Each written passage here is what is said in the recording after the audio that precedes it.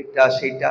এই সামনের বাচ্চাদের চয়েস শুনে পিছনে বসা ছেলেটা ও খিলখিল করে হেসে দিয়েছে।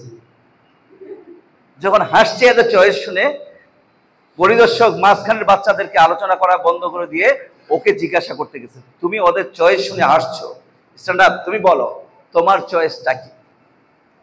ওই 1 সেকেন্ড সময় না নিয়ে উত্তর দিচ্ছে, I want to become the president of America. আমি আমেরিকার প্রেসিডেন্ট হতে চাই। বলছে, আর ইউ ক্রেজি? তুমি কি পাগল? বসবাস করো কেনিয়ায়, প্রেসিডেন্ট হতে চাও আমেরিকার, হাউ ইজ ইট পসিবল?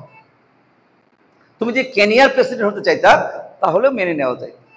তুমি বসবাস করে এক দেশে, হতে চাও আরেকটা দেশের প্রেসিডেন্ট, এটা কিভাবে সম্ভব? উত্তর দিচ্ছে, I don't know how is it possible for me, but it's my choice, it's my believe, আমি একদিন আমেরিকার প্রেসিডেন্ট হতে চাই। কেমনি হবে এটা আমি জানি না, এটা আমার জানার দরকার নেই। আপনি আমার চয়েস জানতে চাইছেন, চয়েস বলে দিচ্ছি। ফাইনালি 45 বছর চলে গেছে। কত বছর? 45 বছর তার জীবন থেকে চলে গেছে। 45 বছর পরে আমেরিকার প্রেসিডেন্ট নির্বাচন হচ্ছে। প্রেসিডেন্ট নির্বাচনে সে প্রতিদ্বন্দ্বিতা করছে এবং বিজয়ী হলো।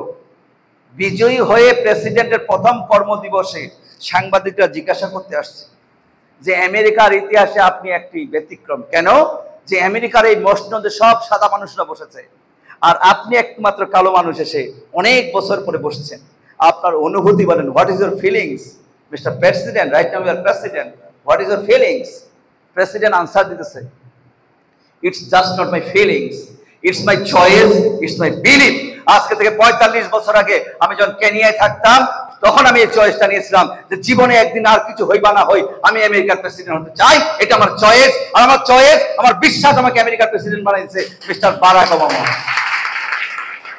Mister Barack Obama.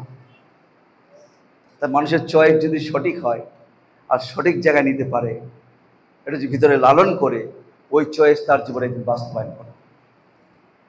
এটা কি আমরা বিলিভ করি?